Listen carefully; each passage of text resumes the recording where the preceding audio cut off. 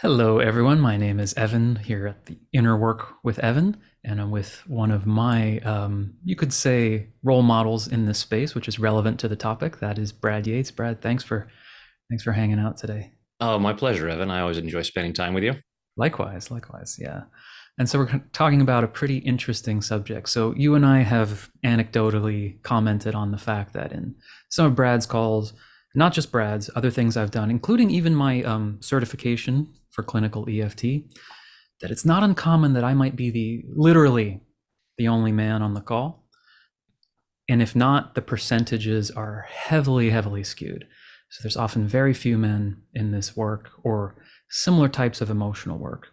And so we really want to take a look at that and some ideas as to why that might be happening, some of the misconceptions, and why I think it's actually a really, really important thing. Because when we say that stuff, like, oh, I'm the only guy on the call, it can be one of those things you kind of laugh off real easily. But I actually don't think it's a laughing matter. How do you feel about it? Yeah, absolutely. There is obviously, as you said, it's very skewed. The when I'm doing an event, there might be a couple of guys, and with my calls, the numbers tend to be about 80-20, but sometimes it'll be closer to 99-1. Yeah.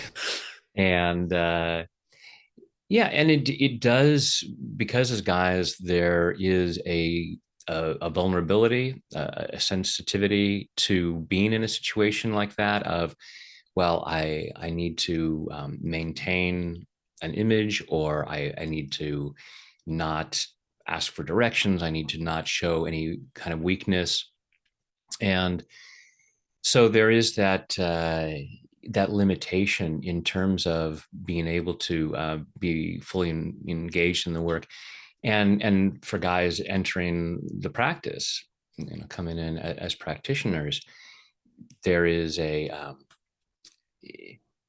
there there's an awareness of it, and that can be there of what's is there something wrong here that I'm doing this? Is this not a is this not, are men not allowed here? And if I feel that I'm here, I should be here. Is there something a little bit off about me?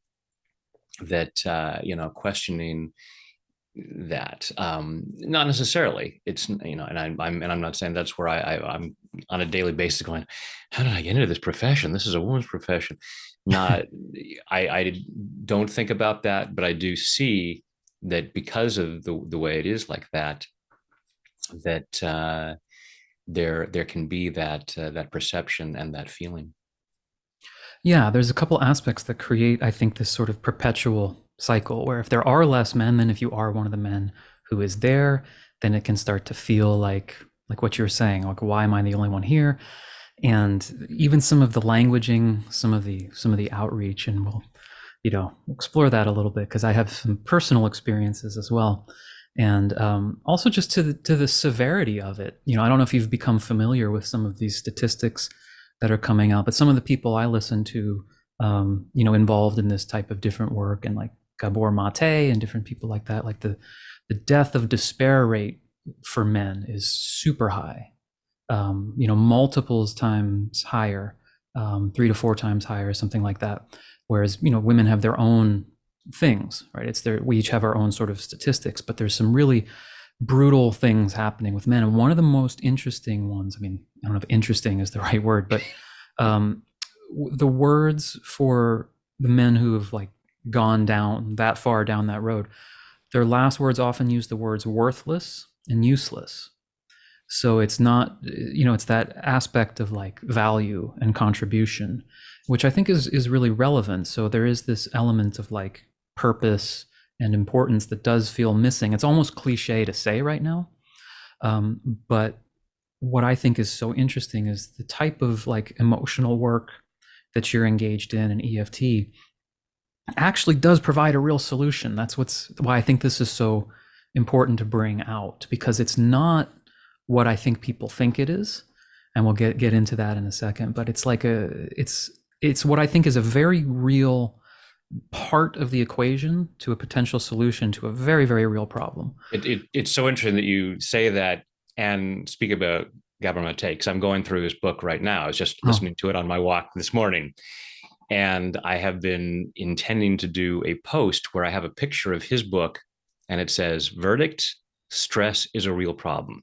And then a picture of Peter's book, The Science Behind Tapping, Verdict, tapping is a real solution. mm, As Dr. Mate, you know, gives the narrative about what's going on and what's going wrong with society and culture and people and I just listen to it and I go, there's never been a more a time where what we are up to with this work has been more important.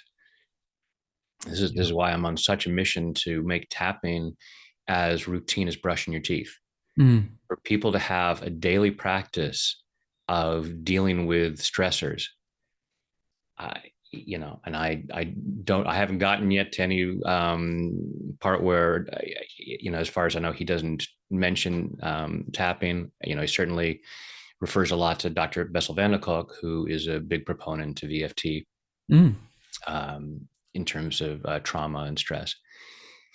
So, yeah, absolutely. This, given the ills of society, what we're able to do with tapping is one of the most useful things that could be done in yeah. my humble opinion. you know Yeah, Not to put, and it's not trying to put myself or my profession, our profession, up on a pedestal. It's just a recognition of, you look at what's going on in the world and you look at the horrible things that go on, and it's like, yeah, people are manifesting stress and trauma because they don't have a healthy outlet. They are not addressing it. It's not being dealt with. So ab- absolutely. we can try to come up with all kinds of things to, fix healthcare and fix the education system and fix the monetary system and all that. It's like, but people underneath all of these things are people. And you can sit there and try to, fix it's like, trying to wash the car, but not deal with the engine. Absolutely. And I would say if I have an idea or a goal with what I'm trying to do, it's a very similar thing where I think even very fundamental understanding of emotional, let's call it emotional work. Although we'll get into that too, because that there's not a good term yet. There's only really self-improvement, and that's part of the barrier. Because if you search self-improvement for men, and I was doing that before this, we were looking up terms, seeing like what does a guy even search for? And if you search for certain things, it's going to be completely dominated by a much more kind of goal oriented approach. And there's not a popular term out there. So, my channel is Inner Work with Evan. Inner Work gets some traction, but just to even literally be aware that it exists, even if it's not tapping that, oh, there's an actual process that can be done where we can not just try to tackle challenges and get more discipline. All of that stuff is cool, but you can actually work with your emotions directly without the middleman of success and achievement. And Yeah, you know so much of the personal development stuff out there for men is, there's no emotion involved. You just work harder. You crush the competition. You make as much money as possible. You impress everybody, and it's still this old school. And I have nothing against being successful. I'm all in favor of, making the biggest impact you can make, but at the cost of your soul, or without addressing it, because there are plenty of people like that who have all that success. It's cliche. The person who yes, has it all, quote unquote, and is drinking themselves to death, or has gone through multiple marriages, or is popping pills like crazy, or whatever, because they haven't dealt with their humanity. It's just and so, yeah, this holistic success and living your best life. I mean, that's why I have my one of my taglines is feel better, do better, live better. But if you're not feeling better, what's the It's like, the golden rule: he who has the most gold wins. It's like, yeah, Hmm. if you haven't dealt with this, excuse me, and yeah, and that's missing from so much, but we're still very much in that mindset, and it's still put out there. I see the ads constantly. I see the ads running on some of my at the beginning of some of my videos. I'm like, Hmm. oh, I wish that wasn't running on my video. It's this riches at all cost, and nothing about who you are as a person. So, and it's not an either or. That's the thing. It's not an either or. You can win holistically. Yeah, absolutely. And now let's take a little look here at why I think, and I'm curious to get your thoughts, because ideally, what I don't see in a lot of these discussions is any practical solutions. Like the video ends with, "We need to get more men involved," and so we could start with why I think there are less involved and some. So here's a specific story without naming the technique or the person. I was in my 20s, I forget the exact age, probably later 20s, mid to late 20s. And I went on a retreat, 7 day kind of like advanced retreat for a technique that's all emotional work. And it's pretty intensive, right? It's not like just talking and hanging out. It's Mhm. you're there to really do some work. And so, of course, skewed more women than men. But one guy got up there and fairly tame, right? But he said, I'm in a relationship. I really love my girlfriend. Forget if it was wife or girlfriend. Doesn't really matter. But there's times I see other women and I feel attraction or something along those lines, right? Man, okay. So probably 60% of the women in the room went, ooh. And that was the only subject the whole week where the whole room turned into this like, oh, that silly men doing the Yeah, men thing. And the host actually kind of went with that, kind of laughed it off. And that was so impactful for me. I was like, oh, so we can't even go here. We can't yeah, even go here. I yeah. mean, Shut him down. and Yeah, bad boy, shut up. Go sit and you down. want to talk about the stuff I had going on, which was like 100 times darker than that. So I'm like, great. We Yeah, can't even broach the lightest subject. You think we're going to talk about like sexual frustration, anger towards women, anger about rejection, success as revenge, like, which by the way are some of the things that men might click on because no one's tapping on that or talking about that. But right, right, right, this is part of why it's not happening. And I know that everyone thought that moment was harmless, and because the energy wasn't super judgmental. If you watched a video of it, it would have looked kind of light, fairly lighthearted. But to me, it just said everything that needed to be said about right. what this week was really, really like. And for him up on stage, yeah, what you would see objectively and what he would have felt subjectively, yeah, it'd be like, yeah, and that's this thing in society and culture of men aren't allowed to show weakness. Um, and I'm going to be very careful here because it's why women are able to go to these events and is that there is it's more acceptable. And please, any women who might happen to watch this, do not hear me as going, women have it so much better than men do. Not even remotely.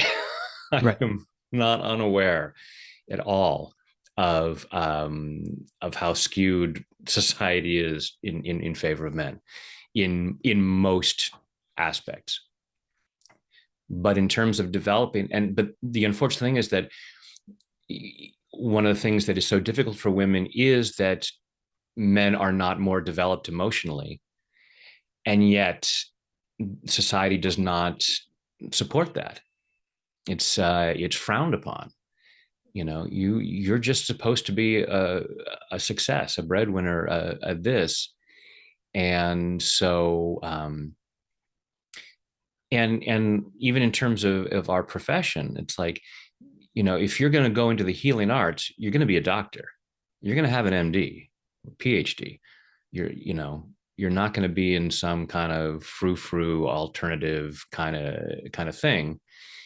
And so there's that. It's not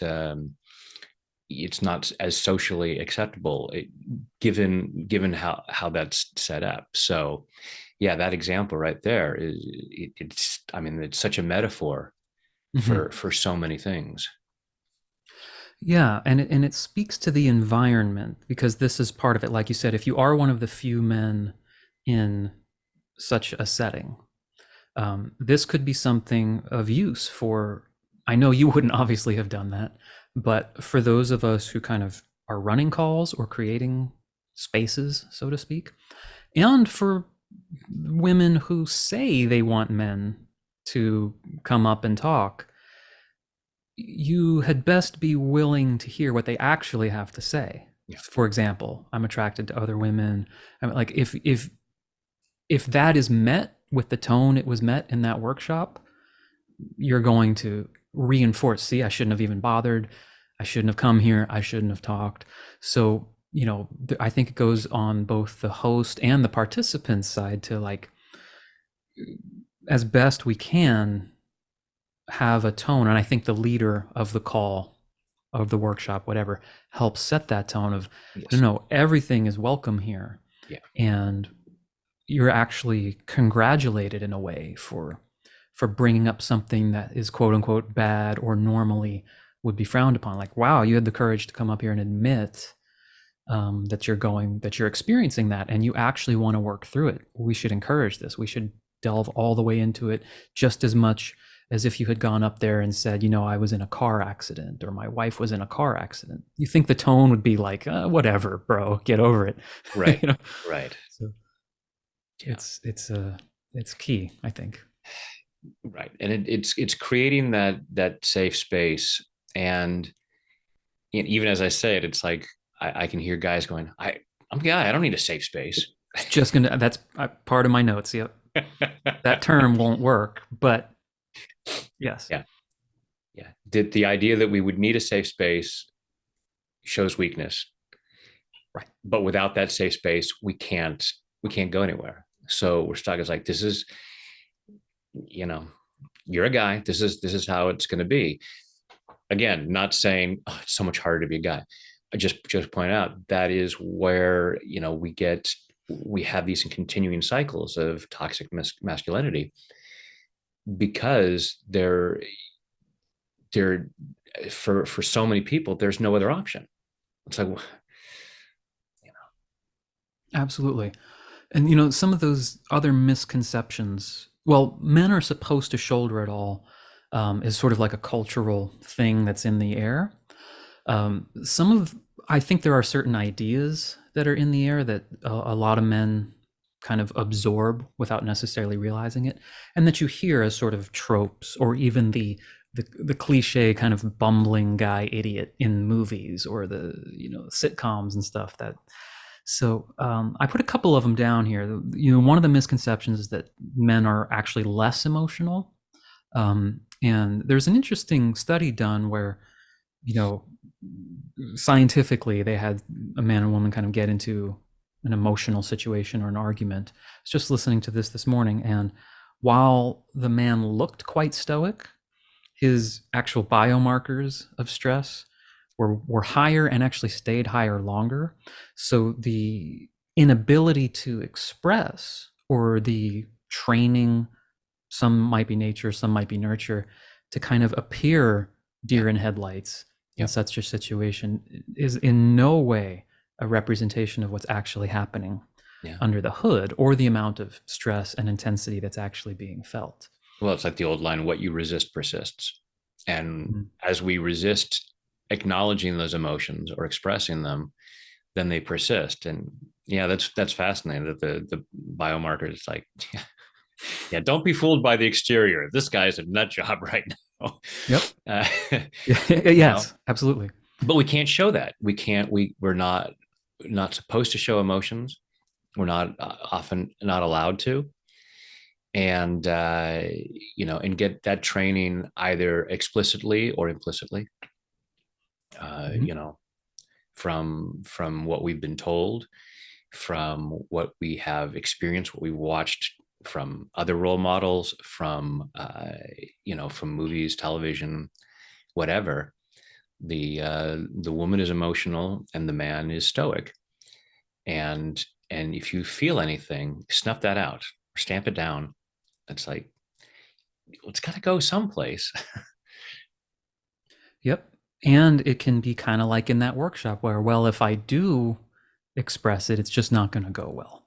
Yeah, And I think a lot of guys get that sort of firsthand evidence in their history where if they do actually say what they're feeling, even though they might be encouraged, like, yeah, just say what you feel, then you do it and it doesn't go well. it's shut Now your down. odds are way worse of that ever happening again. Yeah, yeah. So you're going to take that feeling, and I mean, it's like having food poisoning and having this urge to throw up.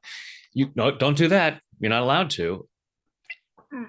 I gotta, and you're going through life holding it down, and that manifests in all kinds of unfortunate things. And so we look at the behavior. We're very, as I'm going through Gabor book, just the whole cause and effect thing, and we are so focused on as a society on effects and being upset about the effects and not looking at the causes. And we look at toxic behavior and shame people for the behavior, or we criminalize them or whatever.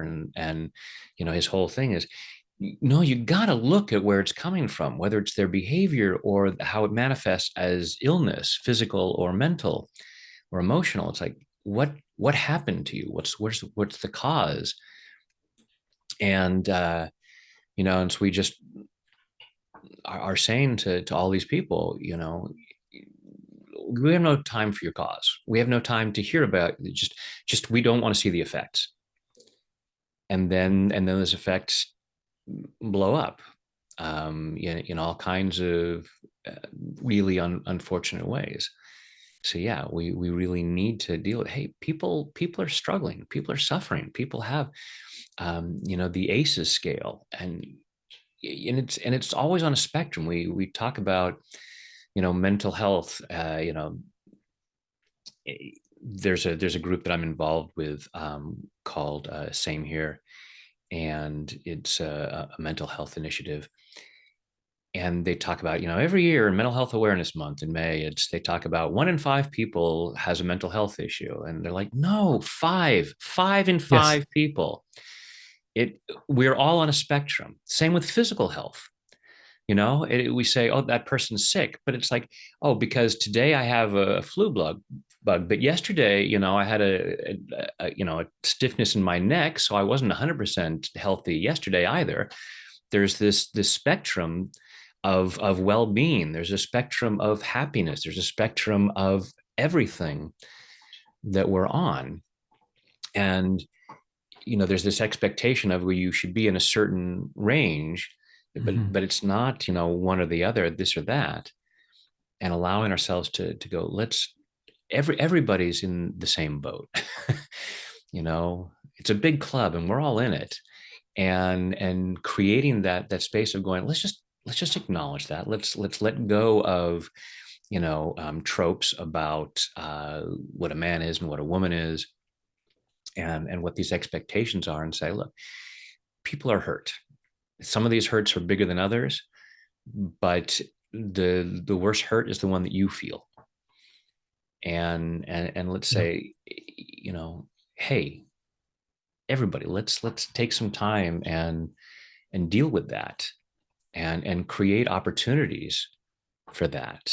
That's what we're up to. Well, and you're up to it with your music as well as your coaching. Creating that, healing and nurturing the soul. But there's that, but yeah, really creating this environment, you're saying, create an environment where nurturing humanity in men as well as women is not just accepted, but it's just done. It's just what it is. It's like, why else? Why wouldn't you? Right, right. And I think that falls all into another misconception because of those factors. Like there are less men there to begin with and men might appear more stoic, that men are not actually interested in emotional work. I don't think that's true. I think it's a lack of exposure. I think it's a lack of the right language that would actually resonate, and the lack of correct, I don't know, environments Yeah. where, just, if I see something and there's no store that speaks to me in any way, it doesn't mean I'm not interested at all in the subject. It's just not it's just not landing or not presented. So I think there's a big misconception that men just aren't interested. And then, of course, we both have a YouTube channel. Yours is much bigger than mine. But then your stats will reflect, oh, I have more women, so I should make more content for more women. And most of my sales, if you're a coach in this space, might be from women. So your marketing gets more. So it just keeps Yeah. feeding this. Yeah. When I hired a marketing team, they were like, Brad, your audience is mostly women, and all the marketing you've done for yourself is very masculine. So you're missing the point. Um, I've always avoided catering videos towards any kind of audience or any kind of, here's what the market wants, which, Yep. I could probably have a bigger channel if I played by those rules, because that's what they always say is, look at what your audience wants and see what they're doing, and now cater. It's like, no, I take my marching orders from a higher source. Yeah. It's like I get an instinct of, here's what'll help people, men, women, whoever, and that's where it goes. But yeah, it's even a thing of not being allowed to be interested. If you say to another guy, I'm interested in exploring emotions, you might get beat up, you know, emotionally, if not physically.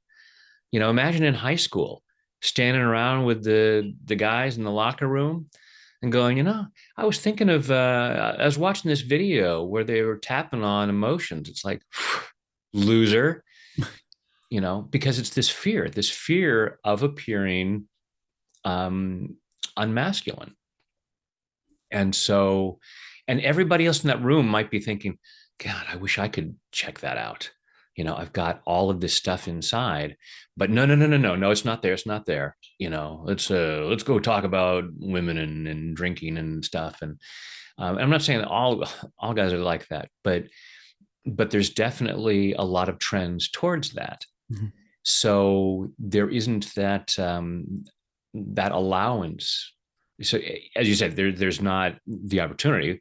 Most people don't know that it's available, um, but they're not even allowed to explore it because you're shamed, you're outcast sometimes if you go exploring that. And we need to need. I always say need is a four-letter word.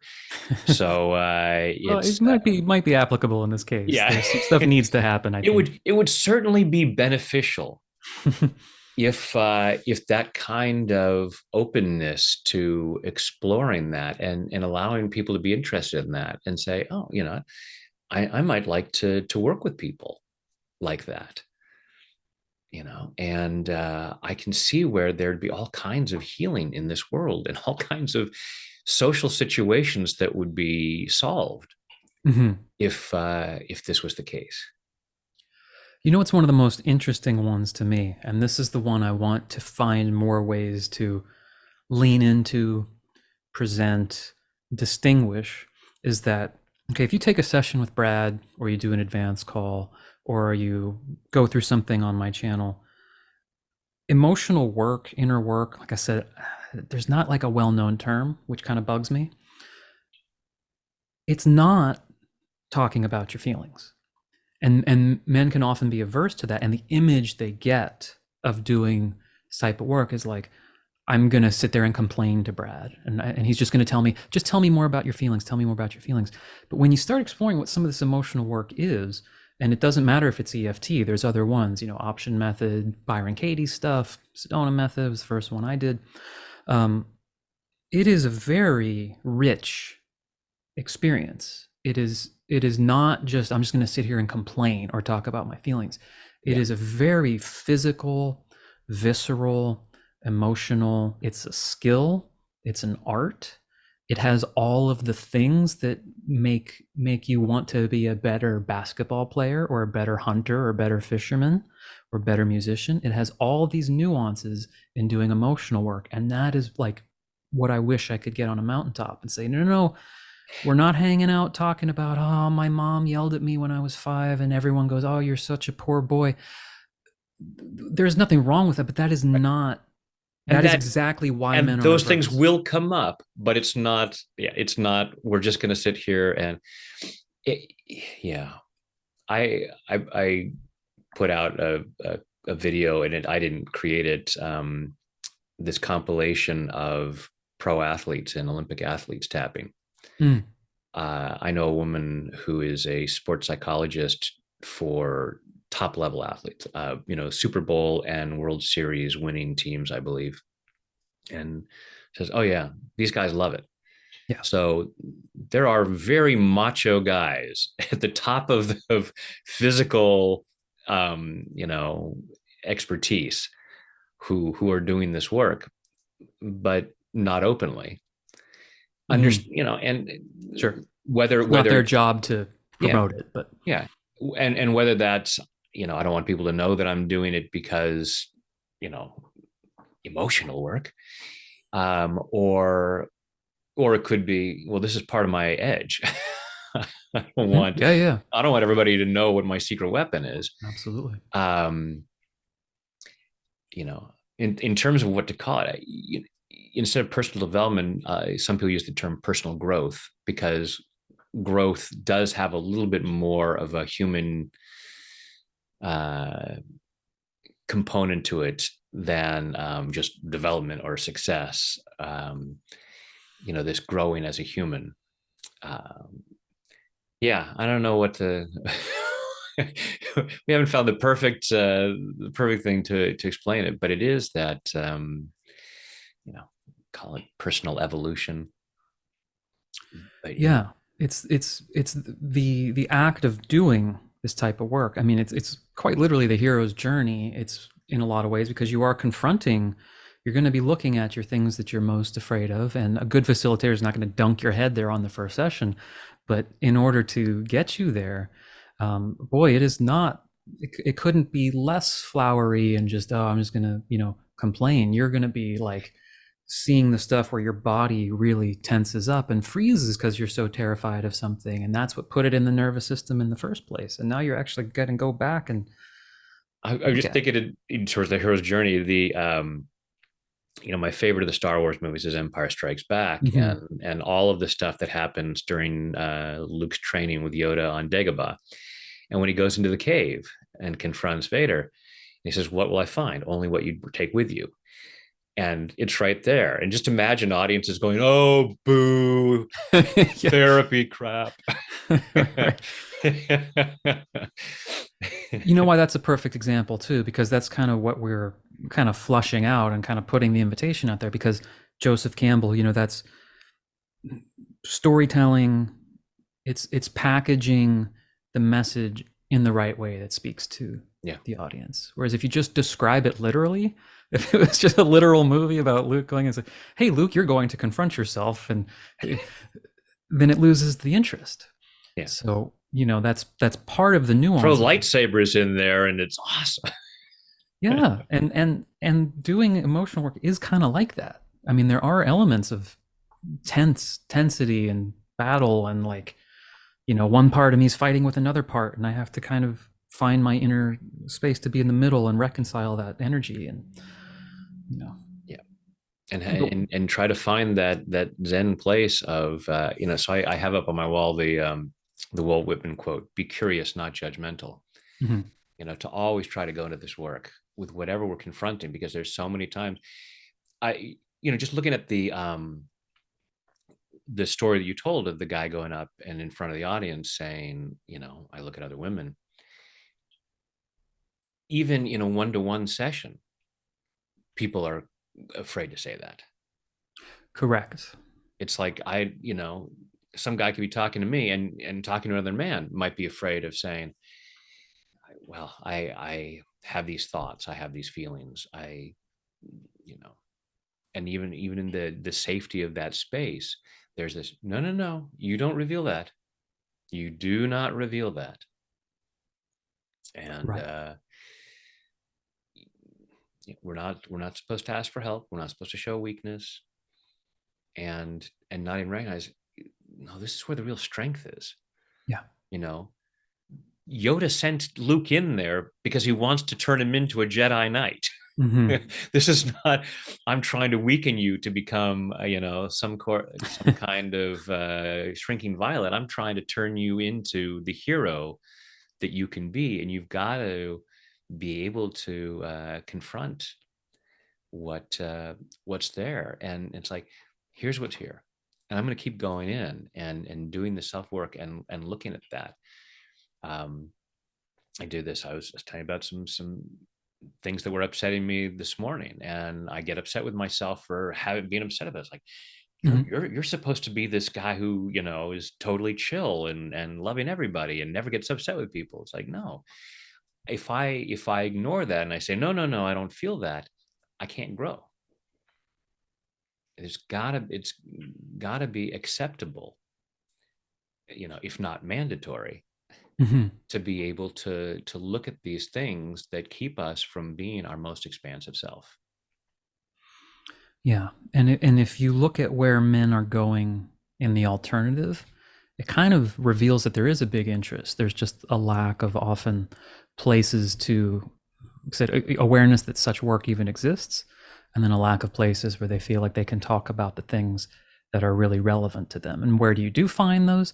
Well, there's like forums, which can very quickly turn into a cesspool, not because everyone on them is bad, but because it has the attractive factors, right? You have the anonymity, Yeah. and you have the ability to really overthink your response. You have the ability to be all kind of left brain about it, and you have the ability to put on a front Yeah. and create the facade. So a lot of like the men's group kind of stuff is very text based. It's very thought out. It's you get to carefully like, I'm cool, but I just have this one little thing. Whereas if you are in something like a live event or a workshop or working with someone one on one, you might try to play it cool, but it's going to be in your face. It's going to be in your body language. It's going to be in the energy that comes out. And that's where all the real magic happens. And if you can kind of, get that through that, again, men often like to do these things in isolation. So I'll read the book, I'll go on the forum if I have a question, and I'll just go in the cave and do the work. It's like, no, no, no. This is I think more in the lineage of music, athletics, all sorts of things where you have the coach who's there with you physically and like is watching your form, and you can't hide it, you can't fake it, you can't say no. I'll throw the ball at home, and if I have a question, I'll shoot you an email. Yep. Yep. It was more or less on target. Yeah, no, it was good. Right. I'm doing great. Yeah. Yeah. Yeah. So seeing where they go versus what where that kind of work can really take place. And so, as far as any other ideas I have, well, the one is we've touched on is like the languaging is super, super relevant. Language, how it's talked about, the words used really matter. There's a really popular um, guy podcaster in the space. His name's Chris Williamson or Chris Williams. I forget if it's Williamson or not, but he has a huge audience. But he was saying that there was a campaign, I think it was targeting young men, but it was at least targeting depression. And the slogan was, "It's okay to talk."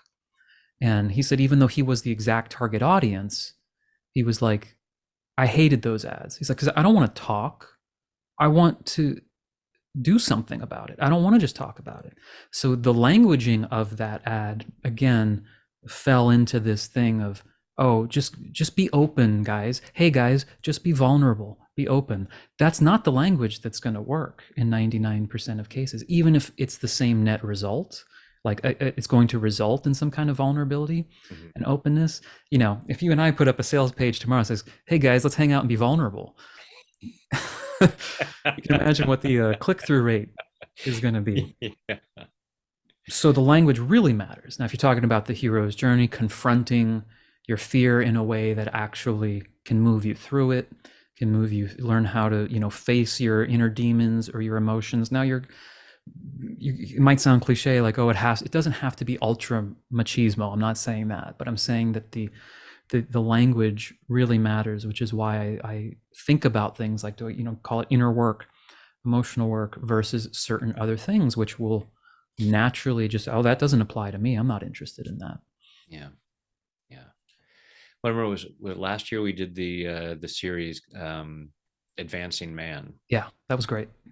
Yeah.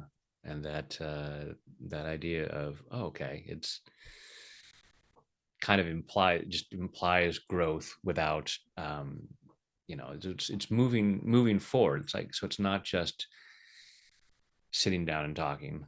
It's like, what Mm-hmm. I'm because we're goal oriented as human beings.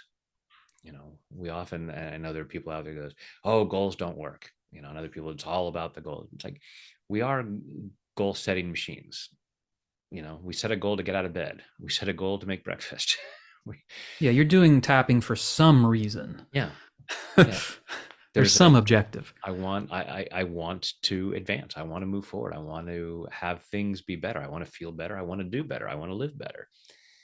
And creating that, and recognizing it's a holistic thing.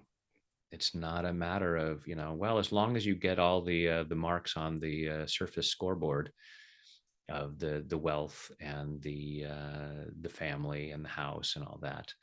If you got a sports car, you're driving a Lamborghini, then who cares what your emotional life is like? Right. Well, I'd rather really enjoy the Lamborghini if that's what I'm into, Mm-hmm. rather than feeling a need to, if I'm having it to impress, rather than actually enjoying the experience. So, Yeah, that's often the only outlet. If you look at what a lot of, and I would put this on the healthier side. The healthier side of places men can go on YouTube are, again, there's sort of the personal development and very masculine stuff, which is all fine, but the sort of challenges, right? Like, okay, for 30 days or for 6 months, I got up at 5 every morning, and I started writing down my goals, and yeah, you see that, and there is a certain, like, yeah, man, good for you, like, it's great that you're doing that, but often at the end of that you see, like, okay, and then, like, okay, I'm being super disciplined and I've gotten more productivity, and that always eventually hits up, if that's all you're doing, it hits up against, so then what? Like, do I have to do that more? Am I now failing if I, have a pizza one day? What is the ultimate point of just challenging myself? And, if I get to the point I'm doing ultra marathons, well, I hope you enjoy it. I hope you get a sense of purpose and fulfillment out of it. If you're doing it simply to chase that, like, okay, I'm just going to be super disciplined, and this is what I believe happens. I'm going to be super disciplined, which, again, better than not, right? I mean, if you're a story of, like, I felt no purpose and I was just kind of depressed and, getting out of shape, and I got on this discipline train and I improved my life. I mean, I'm like the first to applaud that. But what sometimes happens is there's this implication that, okay, just be ultra disciplined, just become successful, and then, like, somewhere, somehow, that just results in this feeling of satisfaction and purpose and fulfillment, and it doesn't, unless you happen to be one of those people who's wired in such a way where that happens to be the thing. You happen to be an athlete and you find, like, athletics is my purpose, and getting up at 5 in the morning and doing these runs actually gives you that. But a lot of people, it doesn't, so men are just sort of chasing this discipline high yeah, without, like, it actually landing on, okay, how do I explore what actually moves me, what matters to me? Now we're getting kind of flowery with the language again, like, but that's where yeah, there's a distinction there. yeah. There's that. Yeah, that I'll be happy when, maybe, but even if I'm not happy, at least I'm on the scoreboard, and people will, and I get my brownie points, and at my eulogy, they'll be able to say, well, he succeeded at this and he succeeded at that, and he was on the scoreboard, and he was a winner, whatever. um It's that those superficial markers, and it's not. And again, I have nothing against success, financial success, or any of that. That's all great, but if it's what what good is it if a man inherits the earth but loses himself? Yeah. And, unfortunately, I do think that a lot of a lot of us, it's not just men, but I mean, if you get to the place where it's like the idea of, let's call it inner peace, contentment, happiness, some sort of self-regulating or ability to kind of generate a sense of well-being from within, if that is either not exposed to or seemed completely unrealistic, which I think is the case for many people. They don't even expose to that as a possibility, let alone believe it's real. If this really is a dog eat dog world, and most of us are going to be kind of just angsty and anxious and frustrated, and that's just the game, that's how it is anyway. So you might as well be one of the winners, then absolutely you can't argue with that. If that was actually the truth, Yeah, and it can seem true. yeah, yeah, yeah. And it's so funny because we then, so many people will say, oh well, we can look at heroes, you know the Buddha or Jesus or people like this. It's like, oh yeah, these were the ultimate. Okay, well, these guys were not you know macho millionaires. um and so it's like, well, that's a nice as an, well, what you said, it's not realistic, so it's a nice as an ideal, but come on, let's get real. That's not going to happen for me. So let's so I'm going to be this. And if I'm not going to be that, then I'm going to be in a state of anger because I feel like I'm not worth I'm not worthy, and I'm useless, just as you were saying earlier, that Mhm. it's like either you're king of the mountain or you're worthless and useless. And and it's like, well, I want to work on my emotional self. It's like, you don't have time for that. Yes. There's a mountain to climb. Yes. Yes. When ironically too, emotional work absolutely helps with all of the practical stuff. I mean, in a monumental way. As I have done this work, I mean, the success that I've been able to enjoy over the last many years, all due to going inside and working on this. When I was trying to, as an actor, have that kind of external success without dealing with who I was as a person, it wasn't going anywhere. And Yeah. I've seen a lot of people for whom it did go someplace, and it didn't go someplace good. True. The money, the fame, but not happiness. Um, you know, and so yeah, it's I'm, knock wood, enjoying a holistic level of success because I deal with what's going on emotionally, and then also allowing myself to succeed in by the metrics of oh, I have this many YouTube followers or whatever Mhm. the thing is, make this much money each month, whatever. um but that it's like, yeah, that's all nice, but it's living a life on purpose and going, no, I love what I do and I feel good about who I am. And the rest is just icing on the cake as opposed to the cake. Yeah. And in my case, being someone who you often hear the comment, "Wow, you get paid to do what you love, which is play the bass, be a Mm, jazz musician in New York City." I mean, that would not have been possible without the emotional work. I mean, the stress of that, the competition of that. I was not one of the blessed, talented ones who just sounded amazing, so to be able to kind of endure that, to be able to do what I love, there's just no way. I would have crashed and burned out of New York within 3 months if I didn't have some sort of tools to deal with, like, oh my God, I suck. Everyone's better than me. How am I possibly going to pay my bills? Okay, I have a couple gigs, but my whole identity rides on whether or not this gig comes through or not. I mean, it's a lot to navigate, and I don't know how anyone does it without tapping or something. But in some ways, they Or don't. In some well, and cases, and that's why you hear of so many people in artistic fields, using, self-medicating in all kinds of unhealthy ways, because it is a stressful.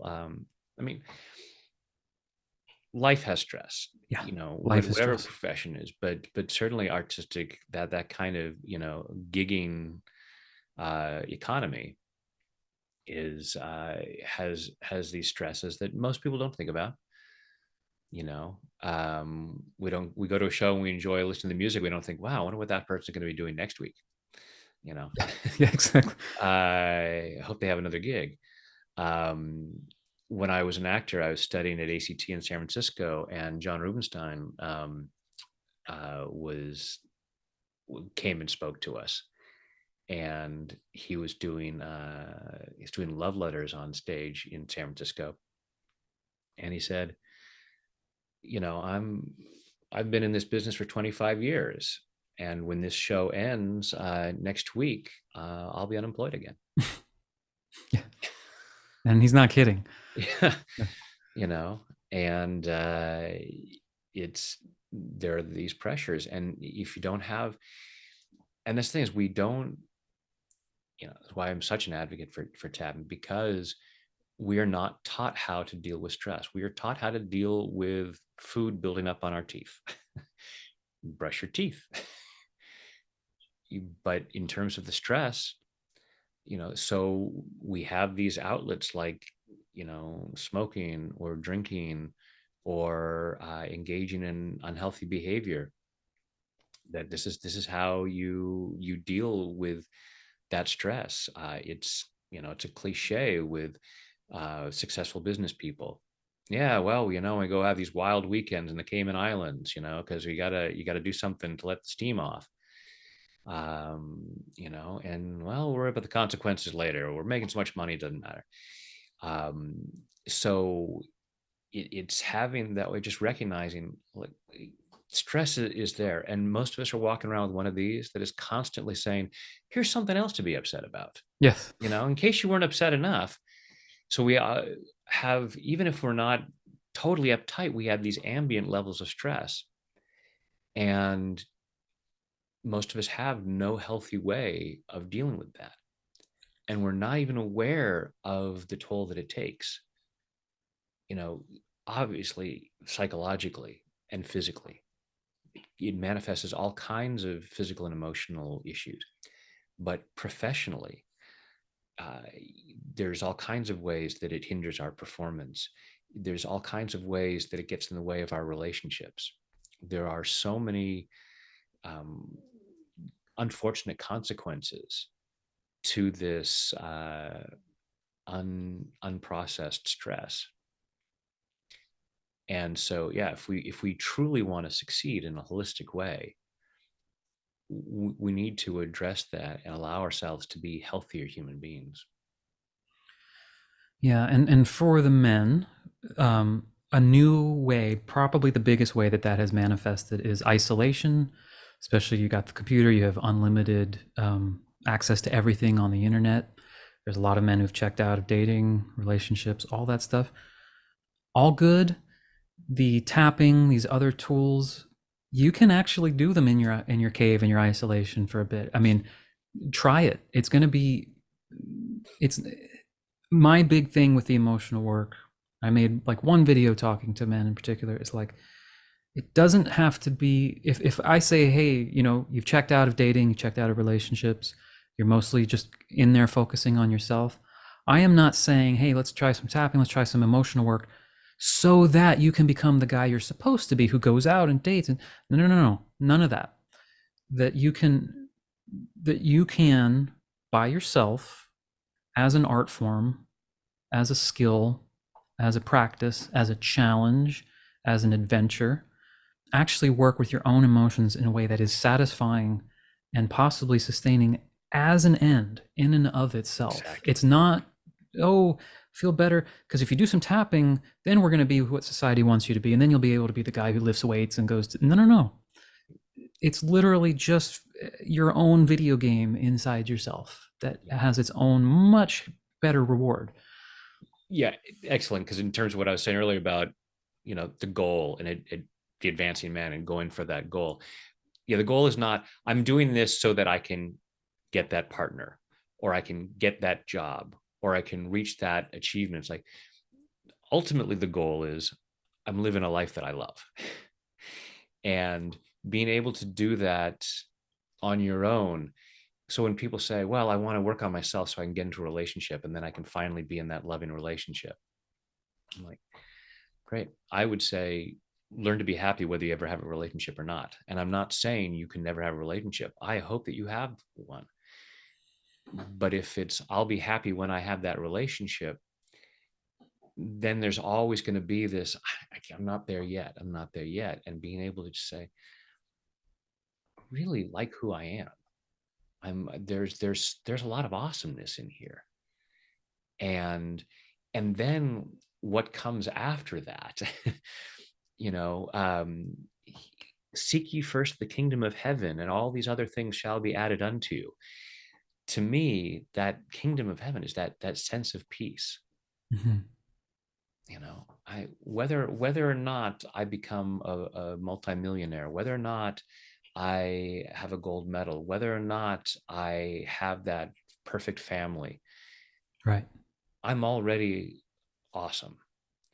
And I can love myself without any of that. And funny how those things get drawn to me as I allow myself to be this best version of myself. So that being that happy self, that's the goal that we're advancing towards. And you know, pick up those gold coins like in the video game along the way. Yeah. But the gold coins aren't the goal. They're again the icing on the cake. Awesome. Yeah, well, I hope that gives something useful to everyone interested in this. And I'd say um, for men who've stumbled across this or who have been kind of silently watching from the sides, one thing I could encourage is you could email me directly because I know sometimes people don't always want to leave comments for such types of things. You of course can leave a comment, but you could just email me directly, just innerworkwithevan.com, or yeah, you see my name there on the Zoom screen. That would take you to my music page as well. So hey, any tappings on this? Like no videos talking about this, and I'll compile a list and maybe I'll do something. I could maybe send it to Brad, see if he has any ideas with that. But I know that you have these requests. I know you're like, man, I wish someone would do a tapping on X, Y, or Z. But I'm not afraid to put it out there. It's just like you said, it all plays into that. Like, well, we don't know if people want it because men are often not speaking up about it for all these reasons we mentioned. So that's one call to action I was thinking of is just email me. You can do it anonymously. I don't care. You can use the form on my website or something, and say yeah. You guys ever talk about this? This is my frustration because man, when you work with men one on one, I'm sure Brad, it's amazing. I mean, it's a beautiful thing, and kind of like there's part of me that wants to get more of that in the broader space, but I understand why it's not. Yeah, yeah. It's always very encouraging and exciting when I see comments on YouTube from guys coming up, guys showing up in my classes. I starting to have more male clients. Mm-hmm. Uh, Same. yeah, and it's like, okay, maybe we're moving someplace where you know more guys are being open to this growth, this holistic success. It's like, yeah, I don't want just the trappings, but I want to be a full human being who feels good inside rather than just looking good on paper. Awesome. Well, yeah. Thanks so much, Brad, Well, and thank you yeah. for encouraging this. This will be it started with the advancing man. I mean, let me just make this all part of the whole advancing man Yeah. thing, but and yeah, we'll continue this. Yeah, And and I doubt you think of it this way. You could tell me if not, but I mean, I think this is another guy thing. You probably don't necessarily think of yourself as like a role model for other guys, whereas I don't necessarily think of it of myself that for someone half my age, not that I'm half your age, but um, Close, where but we're guys, we kind of focused and doing our thing, yeah. but you get to serve as, no, here is a adult man who is actually fulfilled in doing what he likes to do and loves to do and is making a difference without making a big bravado about that. And I think that's an important thing. And I think if we can kind of encourage that sort of like, it doesn't have to be ostentatious. You don't have to call yourself the men's coach. You don't have to take on that energy, but that just doing what you do, put it out there. The more men that are doing that with whatever it is, I think plays a bigger impact than we might realize, because there is a lack of role models, especially in this space with men, I would say. So, you know, Thank you. thanks for your role in that, and anyone else we can encourage to kind of step into that role. Well, and likewise, you're doing it as well, and we have a number of colleagues that are out there doing that, and there's room for more. Oh yeah, Men are welcome. men are welcome. Absolutely. Cool. Thanks so much, and thanks everyone for sticking around to the end. We really appreciate it, and we'll keep to be continued, I hope. Thanks, Evan.